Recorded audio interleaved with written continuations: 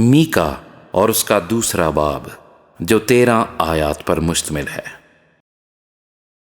ان پر افسوس جو بد کرداری کے منصوبے باندھتے اور بستر پر پڑے پڑے شرارت کی تدبیریں ایجاد کرتے ہیں، اور صبح ہوتے ہی ان کو عمل میں لاتے ہیں، کیونکہ ان کو اس کا اختیار ہے۔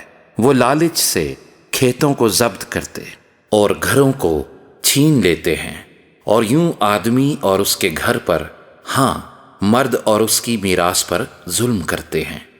اس لیے خداوند یوں فرماتا ہے کہ دیکھ، میں اس گھرانے پر آفت لانے کی تدبیر کرتا ہوں، جس سے تم اپنی گردن نہ بچا سکو گے اور گردن کشی سے نہ چلو گے، کیونکہ یہ برا وقت ہوگا۔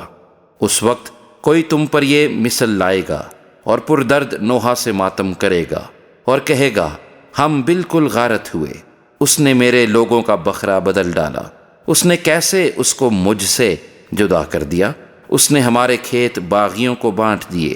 اس لیے تم میں سے کوئی نہ بچے گا جو خداوند کی جماعت میں پیمائش کی رسی ڈالے۔ بکواسی کہتے ہیں، بکواس نہ کرو، ان باتوں کی بابت بکواس نہ کرو، ایسے لوگوں سے رسوائی جدا نہ ہوگی۔ اے بنی یعقوب، کیا یہ کہا جائے گا کہ خداوند کی روح قاصر ہو گئی؟ کیا اس کے یہی کام ہیں؟ کیا میری باتیں راست رو کے لیے مفید نہیں؟ ابھی کل کی بات ہے کہ میرے لوگ دشمن کی طرح اٹھے۔ تم صلح پسند و بے فکر راہ گیروں کی چادر اتار لیتے ہو۔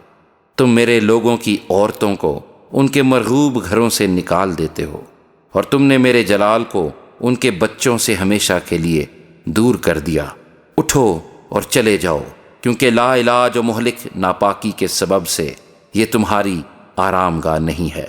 اگر کوئی جھوٹ اور بطالت کا پیرو کہے کہ میں شراب و نشے کی باتیں کروں گا، تو وہی ان لوگوں کا نبی ہوگا۔ اے یعقوب، میں یقیناً تیرے سب لوگوں کو فراہم کروں گا، میں یقیناً اسرائیل کے بقیہ کو جمع کروں گا۔ میں ان کو بسرا کی بھیڑوں اور چراہ گاہ کے گلے کی مانند اکٹھا کروں گا، اور آدمیوں کا بڑا شور ہوگا۔ توڑنے والا ان کے آگے آگے گیا ہے، وہ توڑتے ہوئے پھاٹک تک چلے گئے اور اس میں سے گزر گئے، اور ان کا بادشاہ ان کے آگے آگے گیا، یعنی خداوند ان کا پیشوا۔